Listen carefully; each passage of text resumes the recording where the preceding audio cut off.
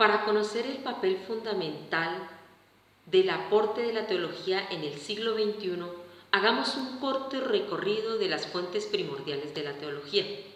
Melchor Cano y Juan de Santo Tomás coinciden con un término: lugares. Hay un número de lugares en los que se pueden encontrar las verdades de la fe.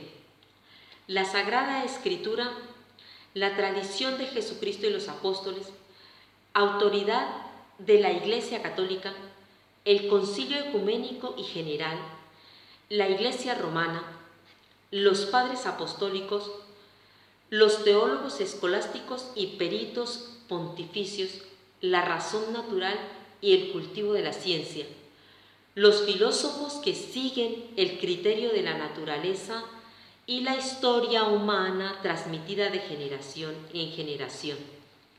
La Sagrada Escritura es la expresión de Jesús hecho carne, en quien se plenifica la revelación.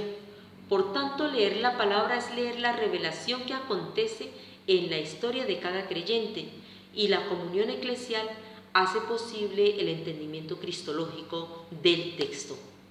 Pero podemos lograr esto a través de la exigencia rigurosa a la que nos debemos para cumplir y examinar la inquietud que procede de la revelación, porque todo en la Biblia lo encontramos de Dios como también del autor inspirado. Pasemos pues a la tradición de Cristo y los apóstoles. A la tradición de la Iglesia le podemos llamar también voz presente del Espíritu Santo, porque es la forma eminentemente garantizada de los hechos en la tradición de la revelación. Entonces encontramos que la tradición tiene un proceso, que la Iglesia Apostólica tiene el deber, la misión de conservar el depósito de la fe, nos lo recuerda San Pablo. Ya en los siglos segundo y tercero, la Iglesia, especialmente los padres ortodoxos, ante las reacciones gnósticas, desarrollan el principio de la tradición como regla de verdad cristiana. Todo es verdad y solo lo que transmitieron los apóstoles. San Irineo y Tertuliano defienden la tradición, dicen que es el principio y presupuesto último del conocimiento religioso.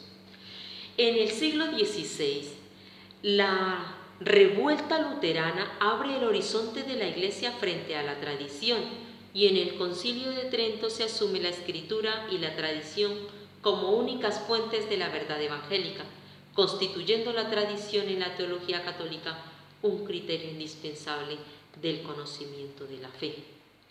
La tradición se desarrolla gracias al proceso que ocurre a la práctica y a la vida de la Iglesia que cree y ora. Acontece a través de la contemplación y el estudio de la experiencia espiritual y de la proclamación de los obispos. La tradición se desarrolla bajo el Espíritu Santo, gracias al cual la Iglesia está en conversación con su Divino Señor. La Sagrada Escritura y la tradición son una unidad orgánica que conduce el Espíritu Santo, brotan de la misma fuente y transmiten la revelación. La tradición y la conciencia viva de la Iglesia están vinculadas desde la conciencia de los discípulos y la conciencia de los creyentes. La tradición tiene unas mediaciones, son los instrumentos de la revelación y por ende de la tradición que la Iglesia cuida de recibir y de mantener.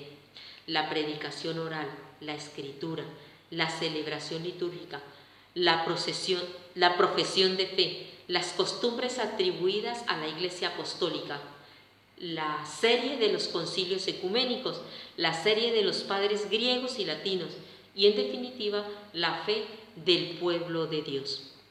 Pero ¿cuál es el fundamento del magisterio? Pues que los obispos heredaron por mandato divino la sucesión de los apóstoles. Entonces, el magisterio surge en la Iglesia porque existe la tradición. Entonces encontramos órganos autorizados para expresar la tradición de la Iglesia: el Papa, el Concilio Ecuménico, el conjunto de los obispos, el conjunto del pueblo de Dios que posee el Censum Fidelium. Estos son, en definitiva, los órganos representativos de la fe en la Iglesia. Al magisterio de la Iglesia se le da el oficio de interpretar la palabra de Dios en el nombre de Jesucristo.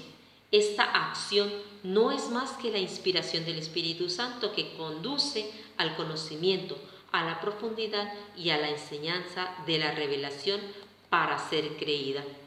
Pues, por tanto, el objeto de la enseñanza de la Iglesia es la palabra de Dios.